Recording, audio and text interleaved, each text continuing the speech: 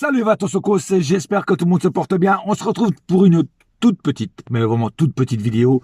Voilà, parce que bon, comme il n'y a pas beaucoup de choses à dire sur le Paris Saint-Germain en ce moment, on va faire un petit point mercato vite fait. Je voulais parler surtout d'un joueur.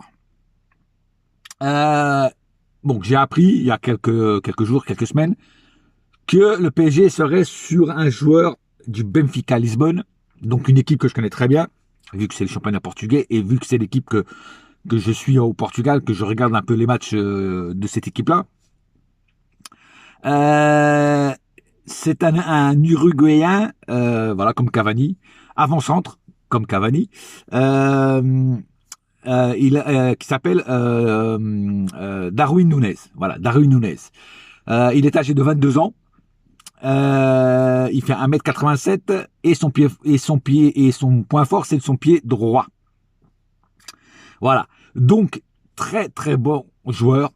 Voilà, moi je le vois évoluer au Benfica, très très bon joueur. Il a marqué à peu près un peu plus d'une trentaine de buts cette saison, toute compétition confondue. Je crois que c'est 32 ou 33 buts qu'il a marqué cette saison. Pour moi, un très très bon avant-centre. Donc il joue au poste d'avant-centre. Et c'est un Uruguayen comme Cavani. Donc en fait, si jamais on le prend, il va nous faire rappeler un petit peu Cavani. Voilà. Et puis il est jeune. Voilà, il est surtout très jeune. Et ça c'est le plus important.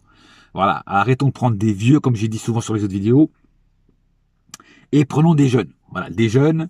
Et lui, justement, 22 ans, c'est très jeune. Et pour moi, c'est un joueur qu'il faut se jeter dessus comme un vautour. Voilà, pas la peine d'aller chercher des retraités ou des noms, je sais pas quoi. Allons chercher des jeunes. Et ce joueur-là, pour moi, est un joueur qui mérite de jouer au Paris Saint-Germain parce qu'il a le niveau pour jouer au Paris Saint-Germain. Voilà. Il est très bon à son poste. Il fait aussi de temps en temps quelques replis défensifs quand le jeu le permet, évidemment. Donc, s'il y a un joueur à aller chercher, c'est lui. Voilà, je vous dis franchement, pour moi, Darwin Núñez, c'est le joueur sur qui il faut se pencher et sur qui vraiment il faut mettre le paquet. Alors, il est coté à l'Argus, on va dire ça comme ça, à 40 millions. Mais le Benfica en veut 70. Voilà. Il y a Chelsea et City, je crois, qui sont dessus. Voilà. City, ouais, c'est Chelsea. Non, c'est Chelsea et le Real, je crois. Enfin bon, en tout cas, il y a deux grosses locomotives qui sont aussi dessus et qui, eux, n'auront pas peur de mettre 70 millions pour l'avoir. Donc moi, ce que je pense, c'est que le PSG doit faire pareil, doit aller parler avec son agent. Alors je ne sais pas qui est son agent, et aller aussi discuter avec le Benfica et accepter les 70 millions. Parce que c'est un joueur qui est jeune, c'est un joueur ça mérite de mettre un bon billet dessus. Et puis c'est un joueur qui est bon, tout simplement, qui marque. Tu vois, 32 buts cette saison, c'est quand même pas à prendre à la légère, tu vois, en toute compétition confondue. Tu vois, pas que dans le championnat portugais, aussi en Ligue des Champions, en coupe du Portugal, enfin, voilà. Et donc c'est un joueur intéressant pour le Paris Saint-Germain. Voilà. Et en plus, ça nous rappellera un petit peu notre Cavani. On va dire, ça sera le nouveau Cavani, on va dire ça comme ça, en espérant qu'il soit aussi bon et qu'il soit même meilleur et qu'il marque encore plus de buts que Cavani si jamais il vient à Paris. Voilà, donc c'est un joueur où il faudra vraiment se jeter dessus parce que c'est une bonne occasion, c'est une occasion à saisir. Et quand tu as des occasions comme ça à saisir, il faut en profiter, il faut se jeter dessus directement. Maintenant, je voudrais aussi aborder encore une fois le dossier Anthony de l'Ajax. Anthony, c'est pareil, c'est un joueur qu'il faut vraiment aller chercher, jeune, très performant, bon, un petit peu indiscipliné, mais le talent, il est là. Le talent, il est là. Et quand le talent est là, eh ben, il faut pas regarder à deux fois. Ça montre si elle marque la bonne heure. On va dire ça comme ça. Il faut aussi aller convaincre Anthony de venir jouer à Paris. Après, avec Anthony, on a des bons arguments parce que comme il y a beaucoup de Brésiliens à Paris, voire même beaucoup de Sud-Américains, peut-être que lui, il se laissera convaincre par une bonne paye et aussi parce que il y a un gros réservoir de joueurs sud-américains, dont quelques Brésiliens, donc Neymar, Marquinhos, tu vois. Et même des joueurs portugais qui parlent portugais, comme Mendes et Danilo. Donc voilà, encore, je sais que je l'ai déjà dit sur d'autres vidéos, mais c'est pareil, moi c'est un joueur qui me tient à cœur et que je voudrais voir jouer sous nos couleurs. Maintenant, abordons aussi un petit peu. Je voulais parler aussi du cas Sergio Ramos, encore une fois, parce que lui, il a posté un truc en disant j'ai 2 ans avec Paris, on va faire les 2 ans, peut-être même 3, et on va essayer d'en faire 3, pardon. Alors moi, je veux bien que Sergio Ramos pense à faire plus d'années à Paris, mais j'espère aussi qu'il pense à jouer aussi plus de matchs, parce que s'il fait 2 ans, voire 3 ans, comme il a fait là, ça m'intéresse pas, ça nous intéresse pas. Donc oui, les fois où il a joué, il a été bon. Il a déçu personne. Le problème, c'est sa rareté sur le terrain. Et ça, c'est pas possible. Ça, c'est pas permis. C'est inadmissible même. Donc oui, moi, je suis pour qu'il reste si il joue plus de matchs. Et apparemment, c'est ce qu'il a lui dans sa tête. Alors, est-ce que c'est juste pour notre paix, encore une fois, rester un an aux frais de la princesse et puis voilà, rien foutre? Ça la foutrait mal s'il le ferait. Voilà. Et après, faut pas s'étonner s'il se fait siffler sur le terrain. Voilà, donc Sergio Ramos, oui, mais à voir dans quelles conditions physiques il est. Voilà. Et voilà, moi, s'il est en bonne condition physique et qui tient une vingtaine de matchs, 20, 25 matchs pendant la saison, moi, je le garde. Voilà. Euh, et pour finir cette vidéo, comme je dis, elle sera pas super longue, parce que comme j'ai dit, il n'y a pas grand-chose à dire. Je voulais quand même parler sur le prochain match du Paris Saint-Germain, qui est donc le Classico contre Marseille. Alors moi, je voulais parler de 2 joueurs, et en plus, c'est toujours les mêmes. Je suis désolé pour les Marseillais qui me suivent. Je sais qu'il y en a qui sont respectueux, qui laissent même des commentaires quand c'est pas des matchs contre Marseille. Et ils sont très respectueux, ils s'insultent pas et tout ça, donc voilà. Mais je suis désolé, il y a 2 joueurs dans votre équipe, c'est des grosses merdes. Il n'y a pas d'autre mot. C'est Payet et Guendouzi. Pourquoi? Parce que c'est toujours eux qui ouvrent leur gueule avant le Classico. Tu vois jamais les autres joueurs ouvrir leur gueule. Il y a que eux. Payet qui a 0 trophée dans son armoire. Son armoire, elle est tellement vide que même les toiles d'araignée, elles ont même plus de place pour faire des toiles d'araignée dedans. Donc qu'est-ce que t'ouvres ta gueule en prévenant le PSG de dire ouais, on va faire ceci, on va faire cela. Mais putain, occupe-toi de ton équipe et arrête de fanfaronner, putain. De toute façon, le karma, il est là. À chaque fois qu'un joueur ouvre sa gueule, il se fait gifler, il se fait fouetter.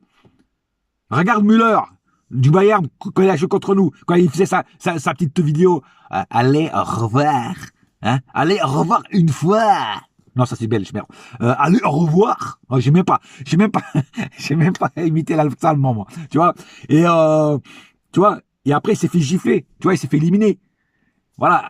Il faut arrêter avec ça. Il faut arrêter. Là, ils ont encore ouvert leur gueule, le Bayern, hein, en conférence de presse, en jouant les méchants et tout. Puis t'as vu, ils se font sortir par Villarreal.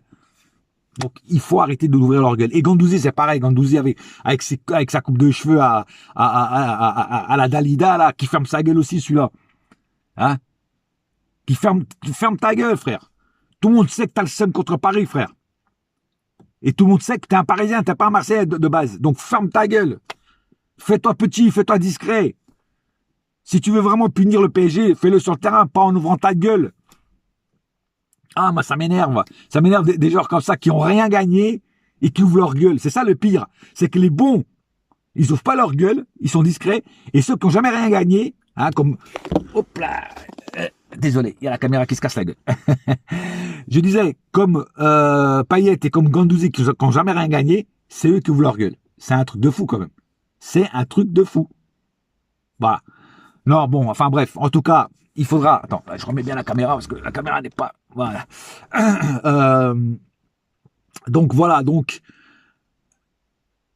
rien que pour fermer leur gueule à ces 2 abrutis là, il faut gagner le match. Tu vois, il faut gagner le match. Et puis de toute façon, même qu'ils n'auraient pas ouvert leur gueule, il faut gagner le match quand même. Voilà, c'est le classico, c'est un classico. Marseille va venir à Paris pour nous rentrer dedans, ça, tout le monde le sait. Mais les joueurs sont prévenus. Même il y a eu une interview avec Danilo à la fin du match contre Clermont, je crois.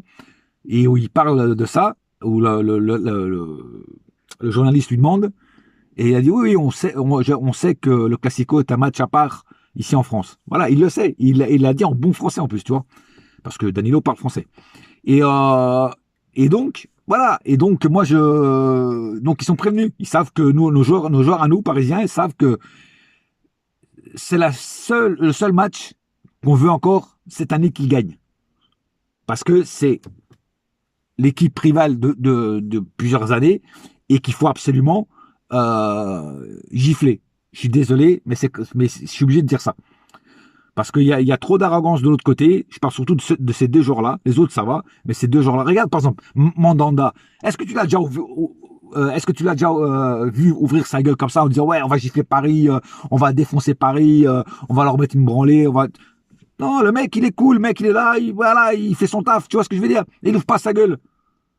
Puis il y a plein d'autres joueurs aussi, tu vois, dans Marseille qui ouvrent pas leur gueule. Mais Payet et Guendouzi, qui en plus ont été deux joueurs qui ont porté des maillots du PSG quand ils étaient plus jeunes, hein, l'un un t-shirt, l'autre un maillot, je crois, un truc comme ça, hein, et comme ils n'ont jamais eu le talent de venir jouer à Paris, personne n'en a voulu à Paris, ils ont le seum, et maintenant, à chaque fois qu'ils jouent contre Paris, il faut qu'ils nous ouvrent leur gueule. Le problème, c'est qu'avant d'ouvrir vos gueules, ouvrez votre armoire à trophées et regardez dedans ce qu'il y a. Eh ben, il y a, à part du fromage, du camembert, hein, il n'y a rien d'autre. Il n'y a rien d'autre, mon frère. En fait, vous avez des armoires, pas pour les trophées, pour ranger du fromage. C'est comme les vieux à l'ancienne, à la campagne. Camembert, du Justin Bridou, et une petite bouteille de vin. Voilà. C'est ça que vous avez dans vos armoires, les mecs. Alors, soyez dignes, hein, et arrêtez d'ouvrir vos gueules, parce que quand vous aurez des trophées, peut-être que là, encore là, on acceptera que vous ouvriez vos gueules. Pour l'instant, vous n'avez aucun trophée, mec. Aucun trophée. Donc, fermez vos gueules. Voilà. C'était ce petit coup de gueule comme ça, vite fait, voilà, pour remettre en place ces deux abrutis, parce que c'est deux abrutis pour moi, il n'y a pas d'autre mot, hein. Voilà. Hein. Et on verra donc ce qui se passe dimanche soir. En tout cas, j'espère absolument une victoire du Paris Saint-Germain, parce que c'est vraiment le seul match qu'on attend, que les supporters attendent. C'est le dernier match qu'on attend, parce qu'après les autres, c'est pas du tout intéressant, voilà, ou moins intéressant. Et donc ce classico-là, il faut absolument le gagner pour, entre parenthèses, j'ai bien dit entre parenthèses, sauver un petit peu notre saison. Voilà. Parce que si on perd ce match, ça sera la cerise sur le gâteau, mais négativement, tu vois ce que je veux dire? Voilà. Bref. Enfin, c'est comme ça, c'est la vie, on n'y peut rien. Bon, bref. J'ai pas plus à dire, comme j'ai dit sur cette petite vidéo, que j'ai fait vraiment comme ça à l'arrache, parce que voilà, j'avais envie de faire une petite vidéo avant le match de dimanche soir, et pour aussi parler de ce potentiel joueur du PSG que moi j'aimerais bien voir arriver, Darwin Núñez, uruguayen de 22 ans, qui j'espère vraiment que le PSG se penche dessus et commence à négocier dès maintenant.